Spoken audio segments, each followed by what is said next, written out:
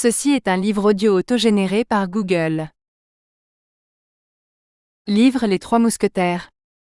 Par Alexandre Dumas, N. d'Auguste Maquet. Préface. Dans laquelle il est établi que, malgré leurs noms en OS et en IS, les héros de l'histoire que nous allons avoir l'honneur de raconter à nos lecteurs n'ont rien de mythologique. Il y a un an à peu près, qu'en faisant à la Bibliothèque royale des recherches pour mon histoire de Louis XIV, je tombai par hasard sur les mémoires de M. d'Artagnan, imprimés, comme la plus grande partie des ouvrages de cette époque, où les auteurs tenaient à dire la vérité sans aller faire un tour plus ou moins long à la Bastille, à Amsterdam, chez Pierre Rouge. Le titre me séduisit, je les emportai chez moi, avec la permission de M. le conservateur. Bien entendu, je les dévorai. Mon intention n'est pas de faire ici une analyse de ce curieux ouvrage, et je me contenterai d'y renvoyer ceux de mes lecteurs, qui apprécient les tableaux d'époque. Ils y trouveront des portraits crayonnés de main de maître, et quoique les esquisses soient pour la plupart du temps, tracées sur des portes de casernes et sur des murs de cabaret, ils n'y reconnaîtront pas moins, aussi ressemblantes que dans l'histoire de M. Anquetil, les images de Louis XIII, d'Anne d'Autriche, de Richelieu, de Mazarin et de la plupart des courtisans de l'époque. Mais comme on le sait, ce qui frappe l'esprit capricieux du poète n'est pas toujours ce qui impressionne la masse des lecteurs. Or, tout en admirant, comme les autres admireront sans doute, les détails que nous avons signalés, la chose qui nous préoccupa le plus est une chose à laquelle bien certainement personne avant nous n'avait fait la moindre attention. D'Artagnan raconte qu'à sa première visite à M. de Tréville, le capitaine des mousquetaires du roi, il rencontra dans son antichambre 3 jeunes gens servant dans l'illustre corps, où il sollicitait l'honneur d'être reçus, et ayant nom Athos, Porthos et Aramis. Nous l'avouons, ces 3 noms étrangers nous frappèrent, et il nous vint aussitôt à l'esprit qu'ils n'étaient que des pseudonymes à l'aide desquels d'Artagnan avait déguisé des noms peut-être illustres, si toutefois les porteurs de ces noms d'emprunt ne les avaient pas choisis eux-mêmes le jour où par caprice, par mécontentement ou par défaut de fortune, ils avaient endossé la simple casaque de mousquetaire. Dès lors nous n'eûmes plus de repos que nous n'eussions retrouvé dans les ouvrages contemporains, une trace quelconque de ces noms extraordinaires, qui avaient fort éveillé notre curiosité. Le seul catalogue des livres que nous lûmes pour arriver à ce but, remplirait un feuilleton tout entier, ce qui serait peut-être fort instructif, mais à coup sûr peu amusant pour nos lecteurs.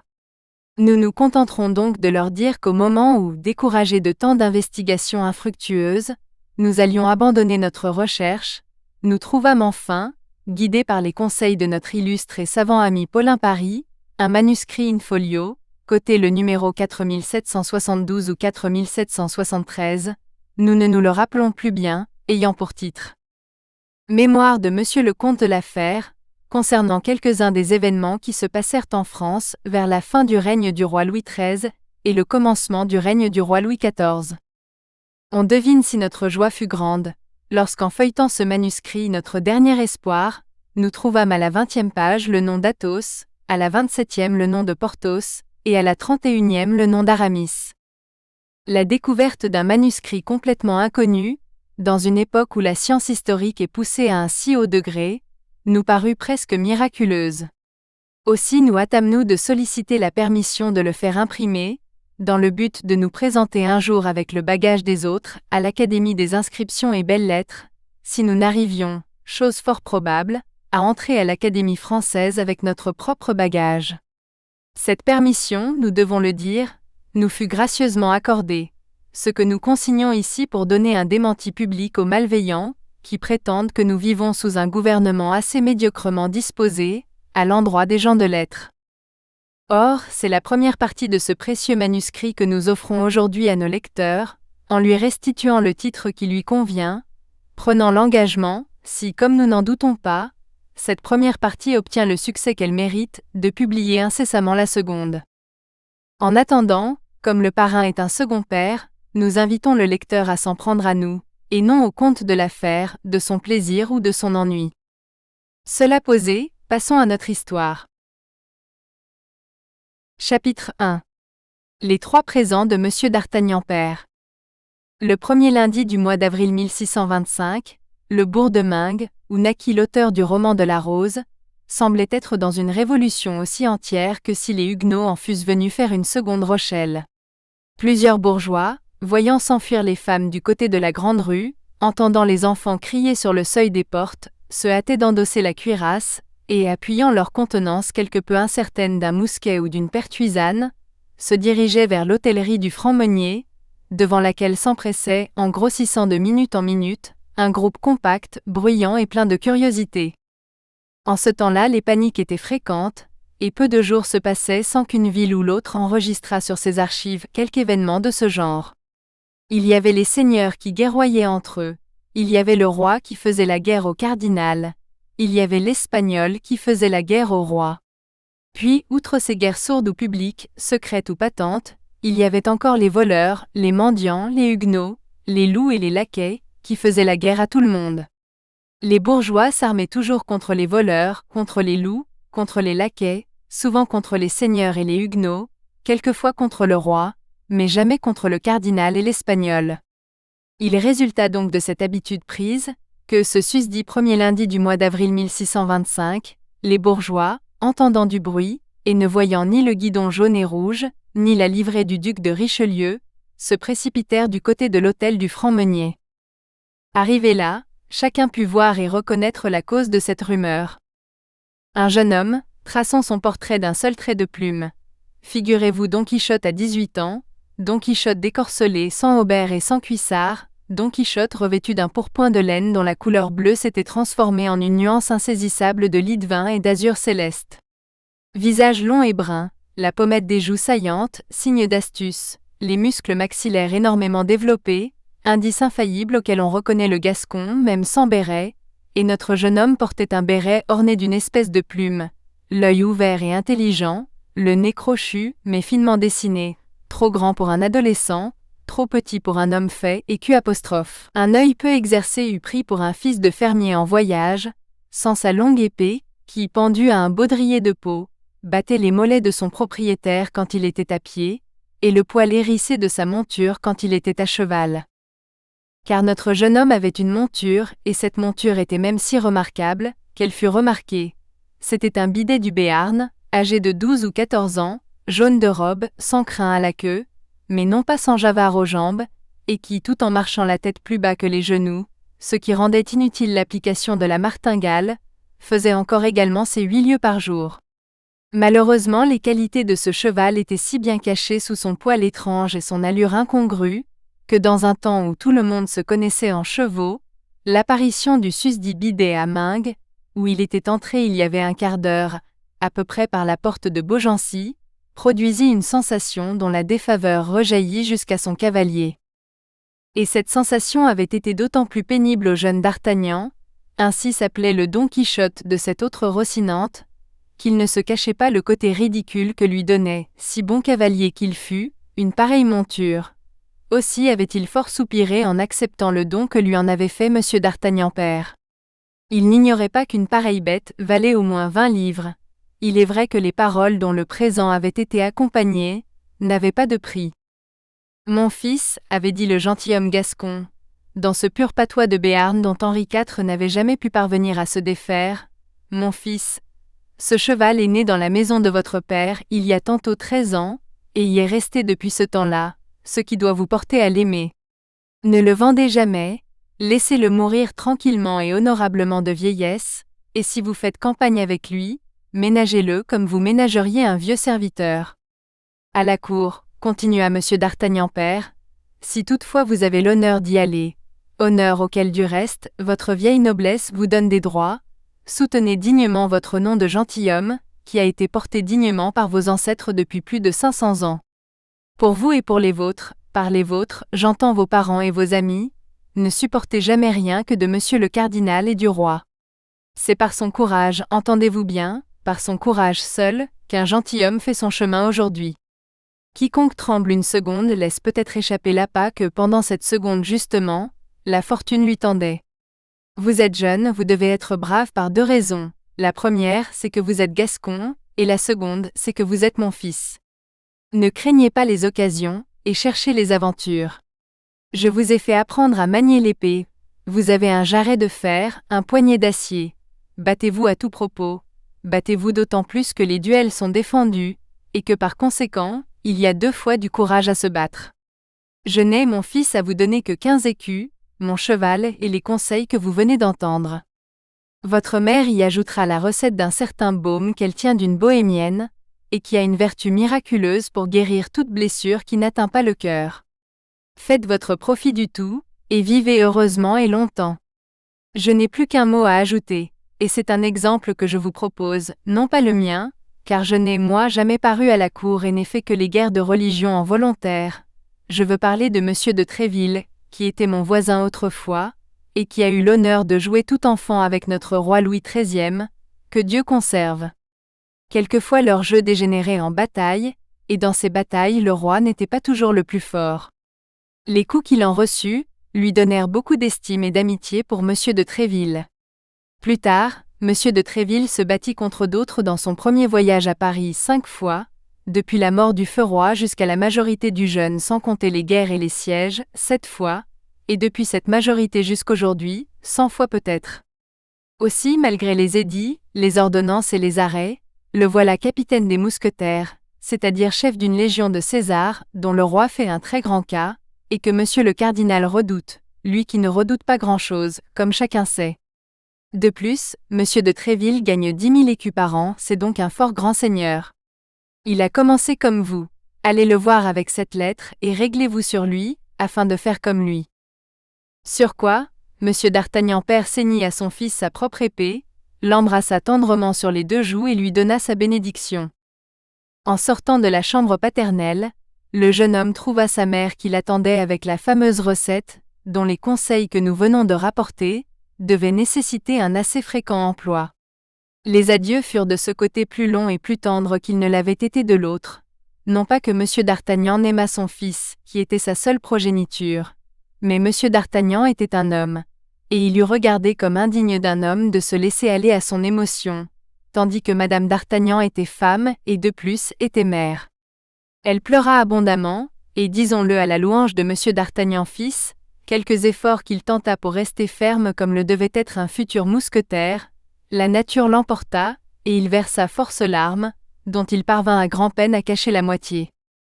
Le même jour, le jeune homme se mit en route, muni des 3 présents paternels et qui se composaient, comme nous l'avons dit, de 15 écus, du cheval et de la lettre pour monsieur de Tréville. Comme on le pense bien, les conseils avaient été donnés par-dessus le marché. Avec un pareil vade-mecum, d'Artagnan se trouva au moral comme au physique, une copie exacte du héros de Cervantes, auquel nous l'avons si heureusement comparé lorsque nos devoirs d'historien nous ont fait une nécessité de tracer son portrait. Don Quichotte prenait les moulins à vent pour des géants et les moutons pour des armées. D'Artagnan prit chaque sourire pour une insulte et chaque regard pour une provocation. Il en résulta qu'il eut toujours le poing fermé depuis Tarbes jusqu'à Meung, et que l'un dans l'autre, il porta la main au pommeau de son épée 10 fois par jour. Toutefois le poing ne descendit sur aucune mâchoire, et l'épée ne sortit point de son fourreau. Ce n'est pas que la vue du malencontreux bidet jaune n'épanouit bien des sourires sur les visages des passants, mais comme au-dessus du bidet sonnait une épée de taille respectable, et qu'au-dessus de cette épée brillait un œil plutôt féroce que fier, les passants réprimaient leur hilarité, ou si l'hilarité l'emportait sur la prudence, ils tâchaient au moins de ne rire que d'un seul côté, comme les masques antiques. D'Artagnan demeura donc majestueux et intact dans sa susceptibilité, jusqu'à cette malheureuse ville de Meung. Mais là, comme il descendait de cheval à la porte du franc-meunier sans que personne, hôte, garçon ou palefrenier, fût venu prendre l'étrier au montoir, d'Artagnan avisa à une fenêtre entr'ouverte du rez-de-chaussée un gentilhomme de belle taille et de haute mine, quoiqu'au visage légèrement renfrogné, lequel causait avec 2 personnes qui paraissaient l'écouter avec déférence. D'Artagnan crut tout naturellement, selon son habitude, être l'objet de la conversation, et écouta. Cette fois d'Artagnan ne s'était trompé qu'à moitié, ce n'était pas de lui qu'il était question, mais de son cheval. Le gentilhomme paraissait énumérer à ses auditeurs toutes ses qualités, et comme, ainsi que je l'ai dit, les auditeurs paraissaient avoir une grande déférence pour le narrateur, ils éclataient de rire à tout moment. Or, comme un demi-sourire suffisait pour éveiller l'irascibilité du jeune homme, on comprend quel effet produisit sur lui tant de bruyante hilarité. Cependant d'Artagnan voulut d'abord se rendre compte de la physionomie de l'impertinent, qui se moquait de lui. Il fixa son regard fier sur l'étranger, et reconnut un homme de 40 à 45 ans, aux yeux noirs et perçants, au teint pâle, au nez fortement accentué, à la moustache noire et parfaitement taillée. Il était vêtu d'un pourpoint et d'un haut-de-chausses violet, avec des aiguillettes de même couleur, sans aucun ornement que les crevés habituels par lesquels passait la chemise. Ce haut-de-chausses et ce pourpoint, quoique neufs, paraissaient froissés comme des habits de voyage, longtemps renfermés dans un porte-manteau. D'Artagnan fit toutes ces remarques avec la rapidité de l'observateur le plus minutieux, et sans doute par un sentiment instinctif qui lui disait que cet inconnu devait avoir une grande influence sur sa vie à venir. Or, comme au moment où D'Artagnan fixait son regard sur le gentilhomme au pourpoint violet, le gentilhomme faisait à l'endroit du bidet béarnais une de ses plus savantes et de ses plus profondes démonstrations, ses deux auditeurs éclatèrent de rire, et lui-même laissa visiblement, contre son habitude, errer, si l'on peut parler ainsi, un pâle sourire sur son visage. Cette fois il n'y avait plus de doute, D'Artagnan était réellement insulté. Aussi, plein de cette conviction, enfonça-t-il son béret sur ses yeux, et tâchant de copier quelques-uns des airs de cour qu'il avait surpris en Gascogne chez des seigneurs en voyage, il s'avança, une main sur la garde de son épée et l'autre appuyée sur la hanche. Malheureusement, au fur et à mesure qu'il avançait, la colère l'aveuglant de plus en plus, au lieu du discours digne et hautain qu'il avait préparé pour formuler sa provocation, il ne trouva plus au bout de sa langue qu'une personnalité grossière qui l'accompagna d'un geste furieux. « Et monsieur, s'écria-t-il, monsieur, qui vous cachez derrière ce volet? Oui, vous, dites-moi donc un peu de quoi vous riez, et nous rirons ensemble. » Le gentilhomme ramena lentement les yeux de la monture au cavalier, comme s'il lui eût fallu un certain temps pour comprendre que c'était à lui que s'adressaient de si étranges reproches. Puis, lorsqu'il ne put plus conserver aucun doute, ses sourcils se froncèrent légèrement, et après une assez longue pause, avec un accent d'ironie et d'insolence impossible à décrire, il répondit à D'Artagnan. « Je ne vous parle pas, monsieur. »« Mais je vous parle, moi » s'écria le jeune homme exaspéré de ce mélange d'insolence et de bonne manière, de convenance et de dédain. L'inconnu le regarda encore un instant avec son léger sourire, et se retirant de la fenêtre, sortit lentement de l'hôtellerie, pour venir à 2 pas de D'Artagnan se planter en face du cheval. Sa contenance tranquille et sa physionomie railleuse avaient redoublé l'hilarité de ceux avec lesquels il causait, et qui, eux, étaient restés à la fenêtre. D'Artagnan, le voyant arriver, tira son épée d'un pied hors du fourreau. Ce cheval est décidément, ou plutôt a été dans sa jeunesse, bouton d'or, reprit l'inconnu continuant les investigations commencées et s'adressant à ses auditeurs de la fenêtre, sans paraître aucunement remarquer l'exaspération de D'Artagnan, qui cependant se redressait entre lui et eux. C'est une couleur fort connue en botanique, mais jusqu'à présent fort rare chez les chevaux. Tel rit du cheval qui n'oserait pas rire du maître, s'écria l'émule de Tréville, furieux. Je ne ris pas souvent, monsieur, reprit l'inconnu, ainsi que vous pouvez le voir vous-même à l'air de mon visage, mais je tiens cependant à conserver le privilège de rire quand il me plaît. Et moi, s'écria D'Artagnan, je ne veux pas qu'on rie quand il me déplaît. En vérité, monsieur, continua l'inconnu plus calme que jamais, eh bien, c'est parfaitement juste.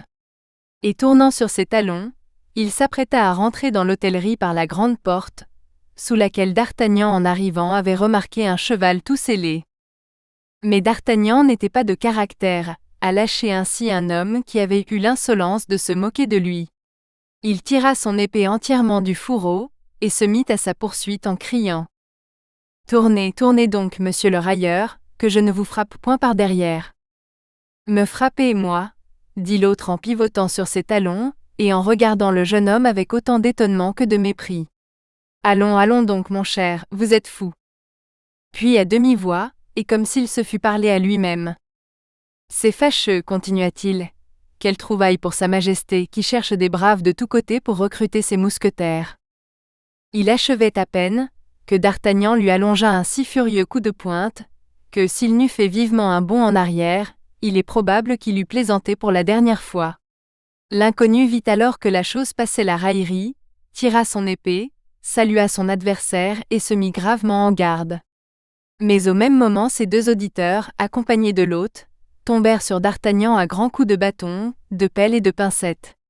Cela fit une diversion si rapide et si complète à l'attaque, que l'adversaire de D'Artagnan, pendant que celui-ci se retournait pour faire face à cette grêle de coups, rengainait avec la même précision, et d'acteur qu'il avait manqué d'être, redevenait spectateur du combat, rôle dont il s'acquitta avec son impassibilité ordinaire, tout en marmottant néanmoins.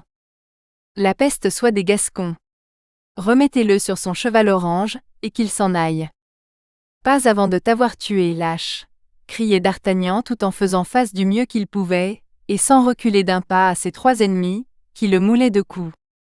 Encore une gasconnade, murmura le gentilhomme. Sur mon honneur, ces Gascons sont incorrigibles.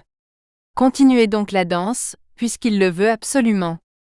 Quand il sera là, il dira qu'il en a assez. Mais l'inconnu ne savait pas encore à quel genre d'entêté il avait affaire. D'Artagnan n'était pas homme à jamais demander merci. Le combat continua donc quelques secondes encore. Enfin D'Artagnan, épuisé, laissa échapper son épée qu'un coup de bâton brisa en 2 morceaux. Un autre coup, qui lui entama le front, le renversa presque en même temps tout sanglant et presque évanoui. C'est à ce moment que de tous côtés, on accourut sur le lieu de la scène. L'hôte, craignant du scandale, emporta avec l'aide de ses garçons, le blessé dans la cuisine où quelques soins lui furent accordés. Quant au gentilhomme, il était revenu prendre sa place à la fenêtre et regardait avec une certaine impatience toute cette foule, qui semblait en demeurant là lui causer une vive contrariété. « Eh bien, comment va cet enragé » reprit-il en se retournant au bruit de la porte qui s'ouvrit, et en s'adressant à l'hôte qui venait s'informer de sa santé. « Votre Excellence est saine et sauve » demanda l'hôte. « Oui, parfaitement saine et sauve, mon cher hôtelier, et c'est moi qui vous demande ce qu'est devenu notre jeune homme. »« Il va mieux, dit l'hôte, il s'est évanoui tout à fait. »« Vraiment » fit le gentilhomme. « Mais avant de s'évanouir, il a rassemblé toutes ses forces, pour vous appeler, et vous défier en vous appelant. »« Mais c'est donc le diable en personne que ce gaillard-là, » s'écria l'inconnu. « Oh ! Non, votre Excellence, ce n'est pas le diable, » reprit l'hôte avec une grimace de mépris, car pendant son évanouissement nous l'avons fouillé, et il n'a dans son paquet qu'une chemise et dans sa bourse que 11 écus, ce qui ne l'a pas empêché de dire en s'évanouissant que si pareille chose était arrivée à Paris, vous vous en repentiriez tout de suite, tandis qu'ici vous ne vous en repentirez que plus tard. Alors, dit froidement l'inconnu, c'est quelque prince du sang déguisé. Je vous dis cela, mon gentilhomme, reprit l'hôte, afin que vous vous teniez sur vos gardes. Et il n'a nommé personne dans sa colère.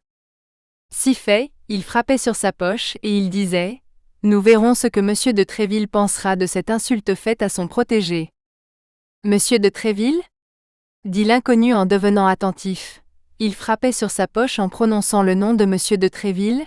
« Voyons, mon cher hôte, pendant que votre jeune homme était évanoui, vous n'avez pas été, j'en suis bien sûr, sans regarder aussi cette poche-là. Qui avait-il ? Une lettre adressée à Monsieur de Tréville, capitaine des mousquetaires.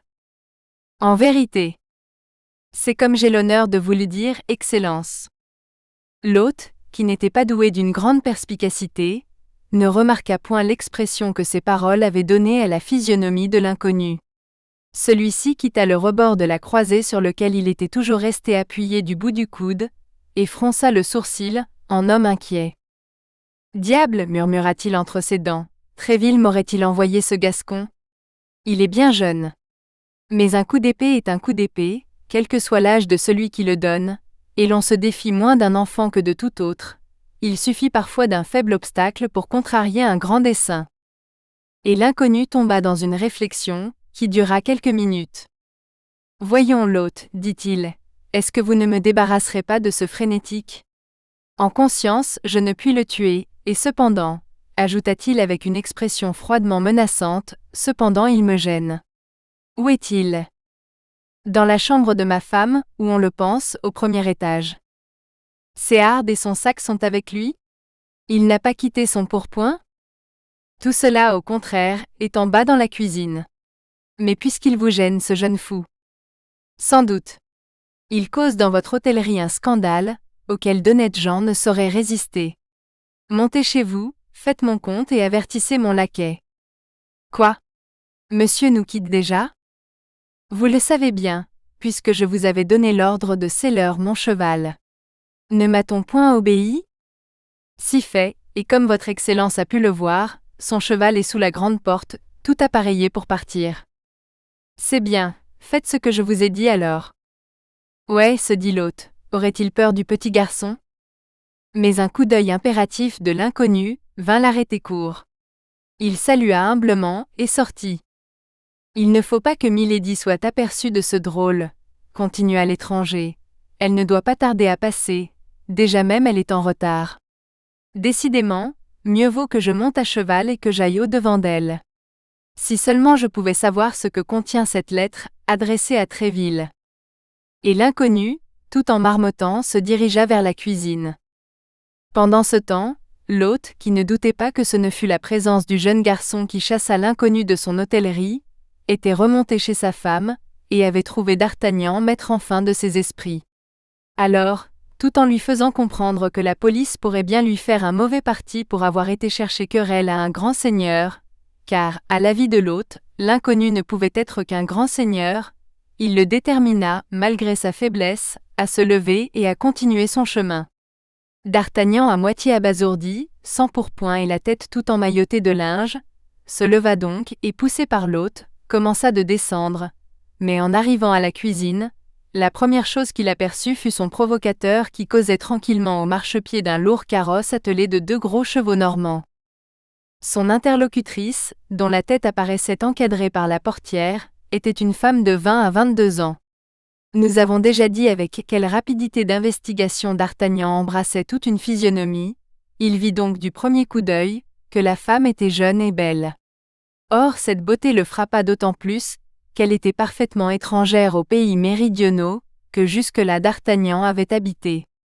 C'était une pâle et blonde personne, aux longs cheveux bouclés tombant sur ses épaules, aux grands yeux bleus languissants, aux lèvres rosées et aux mains d'albâtre. Elle causait très vivement, avec l'inconnu. Ainsi son éminence m'ordonne, disait la dame, de retourner à l'instant même en Angleterre, et de la prévenir directement si le duc quittait Londres. Et quant à mes autres instructions? Demanda la belle voyageuse.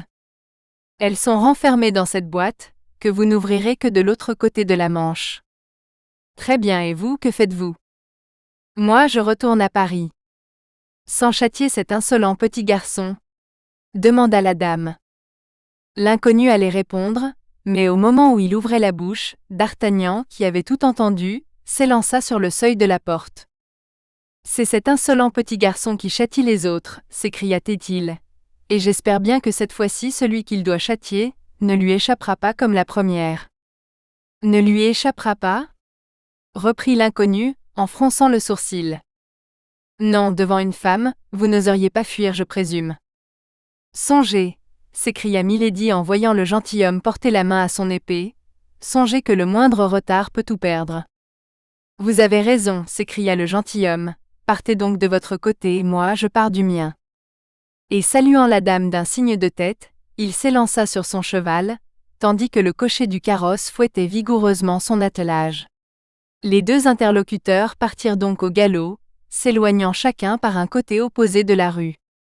Et votre dépense, vociféra l'hôte, dont l'affection pour son voyageur se changeait en un profond dédain en voyant qu'il s'éloignait sans solder ses comptes.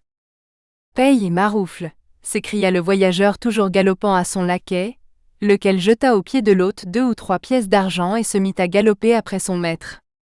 Ah lâche, ah misérable, ah faux gentilhomme, cria d'Artagnan s'élançant à son tour après le laquais. Mais le blessé était trop faible encore pour supporter une pareille secousse. À peine eut-il fait 10 pas, que ses oreilles tintèrent, qu'un éblouissement le prit, qu'un nuage de sang passa sur ses yeux, et qu'il tomba au milieu de la rue, en criant encore. Lâche, lâche, lâche. Il est en effet bien lâche, murmura l'hôte en s'approchant de d'Artagnan, et essayant par cette flatterie de se raccommoder avec le pauvre garçon, comme le héron de la fable, avec son limaçon du soir. Oui, bien lâche, murmura d'Artagnan, mais elle bien belle. Qui elle? Demanda l'hôte. Milady, balbutia d'Artagnan. Et il s'évanouit une seconde fois. C'est égal, dit l'hôte, j'en perds 2, mais il me reste celui-là, que je suis sûr de conserver au moins quelques jours. C'est toujours 11 écus de gagné. On sait que 11 écus faisaient juste la somme qui restait dans la bourse de D'Artagnan. L'hôte avait compté sur 11. Nous espérons que vous avez apprécié cet aperçu. Pour continuer à écouter ce livre audio sur Google Play Livres, utilisez le lien dans la description de la vidéo.